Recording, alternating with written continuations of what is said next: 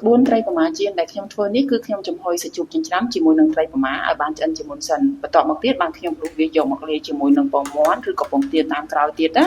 ាធ្វើបែបនេះបានត្រីប្រមាដែលជៀនចេញមកវាបានឆ្អិនដល់ខាងក្នុងសព្វល្អអញ្ចឹងហើយតើបងប្អូនចង់ដឹងពីរបៀបដែលខ្ញុំធ្វើត្រីប្រមាជៀននេះបែបណាខ្លះណាសូមបងប្អូនតាមដានទស្សនាជាមួយនឹងវីដេអូខ្ញុំមួយនេះទាំងអស់គ្នាគ្រឿងផ្សំជាដំបូងខ្ញុំមានសាច់ជ្រូកខ្ញុំប្រើសាច់ជ្រូកស្មើមុខចំនួន2ខាំកន្លះសាច់ជ្រូកស្មើមុខអញ្ចឹងវាមានខ្លាញ់តិចវាមានជាតិណាហើយបងប្អូនអាចដូរប្រើជាសាច់ជ្រូក3ជាន់វិញក៏បានដែរគ្រាន់តែថាសាច់ជ្រូក3ជាន់វាមានខ្លាញ់រាងច្រើនជាងនេះណាសាច់ជ្រូកហ្នឹងខ្ញុំយកវាមកហាន់ជាដុំតូចបន្តិចមកណាហើយសម្រាប់ត្រីប្រមាមកកង់នេះវិញទម្ងន់របស់វា1ខាំកន្លះត្រីប្រមាហ្នឹងជាដំបូងគឺខ្ញុំវះវាជា2មកដើម្បីយកឆ្អឹងធំមួយនៅចំកណ្ដាលចេញសិន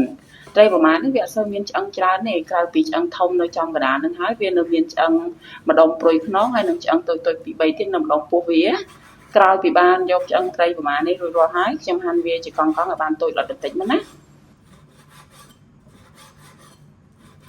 ាសាច់ជ្រូកហើយនឹងត្រីប្រមាហ្នឹងខ្ញុំអត់ចិញ្ច្រាំទេខ្ញុំយកវាទៅកិនវិញវារាងធូរកម្លាំងជាងណាហើយពេលកិនត្រីប្រមាជាមួយនឹងសាច់ជ្រូកហ្នឹងខ្ញុំកិនលាយវាជាមួយនឹងគ្រឿងឲ្យហើយទៅដែលខ្ញុំមានប្រើខ្ទឹមក្រហមចំនួន1មើមទម្ងន់របស់វាប្រហែលជា25ក្រាមបន្ទាប់មកទៀតមានខ្ទឹមសខ្ញុំប្រើចំនួន5កំពឹសម្ទេសដៃនាងខ្ញុំប្រើចំនួន3គ្រាប់សម្រាប់ម្ទេសដៃនាងនេះបងប្អូនដាក់ក៏បានមិនដាក់ក៏បានអាស្រ័យលើការចូលចិត្តរបស់បងប្អូនណាហើយបន្ទាប់មកទៀតខ្ញុំបន្ថែមគ្រឿងទេសចូលឲ្យហើយដែរទៅដែលមានដូចជាស្ករសចំនួន1ស្លាបព្រាបាយ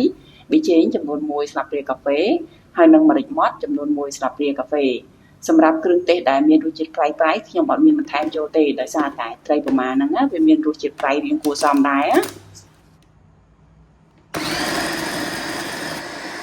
ខ្ញុំកិនសាច់ជ្រូកហើយនឹងត្រីប្រមាឲ្យបានម៉ត់បន្តិចមកតាឲ្យម៉ត់ខ្លាំងដូចជាការធ្វើប្រហិតទេខ្ញុំកិនឲ្យវានៅមើលឃើញសាច់ដុំខ្លះប៉ុណ្ណឹងមកណាហើយត្រីប្រមាដែលបានកិនហើយហ្នឹងខ្ញុំផ្ទេរវាដាក់ចូលក្នុងចានគោមួយមកដើម្បីយកវាទៅចំហុយជាមុនសិនខ្ញុំអត់យកត្រីប្រមាដែលទើបតែលាយគ្រឿងឲ្យថ្មីមកលាយជាមួយនឹងពងមាន់ឬក៏ពងទាឲ្យដាក់ជៀនព្រាមទេខ្លាចវាអត់ឆ្អិនដល់ខាងក្នុងណាសម្រាប់ការចំហុយត្រីប្រមាហ្នឹងគឺខ្ញុំប្រើភ្លើងតិចរយៈពេលប្រហែលជា7កន្លះម៉ោងណាសាច់ជ្រូកហើយនឹងត្រីប្រមាហ្នឹងនៅពេលដែលបានចំហុយមកស្ទុះទៅពេលដែលវាជិតឆ្អិនណាខ្ញុំប្រើសមយកមកជ្រុំវាតិចទៅដើម្បីឲ្យវាបែកចេញពីគ្នាកុំឲ្យវាស្អិតពេកតែមិនអញ្ចឹងវាពិបាកលាយជាមួយនឹងពងមាន់ឬក៏ពងទាពេលរៀបចៀន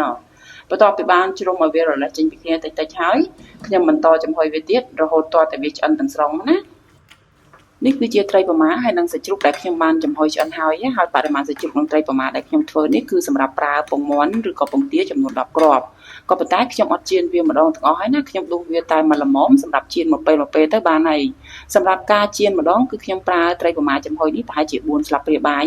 ហើយពេលដួសត្រីប្រមានឹងយកមកប្រើការគឺខ្ញុំជ្រុំវាតិចមកឲ្យវាបែករលាយចេញពីគ្នាសិនណាហើយខ្ញុំដួសវាចេញមកដោយមានជាប់ទឹកតិចចឹងមកចំពោះត្រីប្រមាចំហុយដែលនៅសល់នេះខ្ញុំទុកវានៅក្នុងទូទឹកកកទៅសម្រាប់ទុកជៀននៅក្រៅទៀតណាហើយត្រីប្រមាចំហុយដែលខ្ញុំដួសមកសម្រាប់លាយជាមួយនឹងពងមាន់ឬក៏ពងទានេះមុនពេលលាយវាខ្ញុំជ្រុំវាតិចឲ្យបានបែកតូចទៅដើម្បីពេលជៀនមកវាអត់សូវក្រាស់ពេកណាបរិមាណត្រីប្រមាចំហុយចំនួន4ស្លាបព្រាបាយនេះខ្ញុំលាយវាជាមួយនឹងពងមាន់ចំនួន3គ្រាប់ណា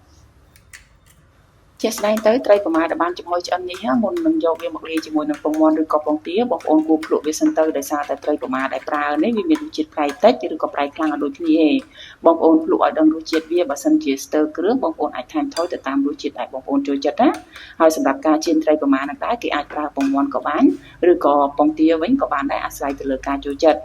ឥឡូវនេះល្បាយត្រីប្រមាហ្នឹងខ្ញុំបានពុកចូលគ្នាល្អជាមួយនឹងពងមាន់ហើយតែប៉ុណ្្នឹងគឺអាចយកវាទៅចៀនបានហើយណាចំពោះការចៀនត្រីប្រមាហ្នឹងជាដំបូងខ្ញុំដាក់ប្រេងឆាឲ្យបានក្តៅដើម្បីឲ្យខ្ទះហ្នឹងវាបៀងប្រេងឆាសិនណាបន្ទាប់មកទៀតខ្ញុំដួសប្រេងឆាចេញមកទុកតែបន្តិចទេនៅជាប់ខ្ទះហើយរួចហើយខ្ញុំដាក់ល្បាយត្រីប្រមាចូលចៀនសម្រាប់ត្រីប្រមាមកប្រទេសហ្នឹងគឺខ្ញុំប្រើល្បាយត្រីប្រមាចំនួន2វែកណាបរិមាណប៉ុណ្ណឹងប្រទេសត្រីប្រមាដែលចៀនចេញមកទុយមកល្មមវាងាយស្រួលចៀនណាហើយចំពោះកម្រិតភ្លើងគឺខ្ញុំប្រើភ្លើងតិចល្មមទេដើម្បីវាក្រៀមបានល្អ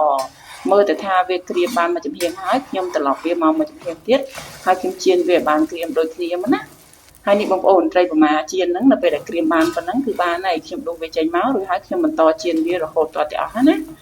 ហើយដោយសារតែសាច់ជ្រូកហើយនឹងត្រីប្រមាហ្នឹងគឺខ្ញុំបានចំហុយវាជាមុនដែលបានឆ្អិនមុននឹងយកវាមកដាក់ចៀនណាអញ្ចឹងហើយសម្រាប់ការចៀនត្រីប្រមានេះបងប្អូនអាចចៀនវាចេញជាបន្ទះធំឬក៏បន្ទះតូចក្រាស់ឬក៏ស្ដើងក៏បានដែរមិនចាំបាច់បារម្ភថាវាអាចអត់ឆ្អិនដល់ខាងក្នុងទេ ទាំងអស់នេះគឺជាបន្លែប្រើសម្រាប់ញ៉ាំផ្ទាប់ជាមួយនឹងត្រីប្រម៉ាចៀនហ្នឹងណាមានដូចជាត្រប់វែងត្រសក់ការ៉ុតសម្រាប់ការ៉ុតហ្នឹងគឺខ្ញុំស្រស់វាឲ្យទន់បន្តិចណាការ៉ុតនេះដែរបើសិនជាបងប្អូនចេះញ៉ាំឆៅបងប្អូនញ៉ាំឆៅក៏បានដែរអាស្រ័យទៅលើការចូលចិត្តរបស់បងប្អូនណាហើយបន្តមកទៀតមានផ្កាកណាក៏ខ្ញុំស្រស់វាបន្តិចដែរហើយបន្លែលក់ហ្នឹងបងប្អូនអាចប្រើបន្លែអីក៏បានដែរដែលបងប្អូនចូលចិត្តណាហើយតែប៉ុណ្ណឹងណាត្រីប្រម៉ាចៀនហ្នឹងគឺបានធ្វើរួចរាល់ហើយខ្ញុំសង្ឃឹមថាបងប្អូននឹងចូលចិត្តវីដេអូមួយនេះសូមអរគុណច្រើនសម្រាប់ការទស្សនាក៏ដូចជាការគាំទ្រហើយជួបគ្នានៅក្នុងវីដេអូក្រោយៗទៀត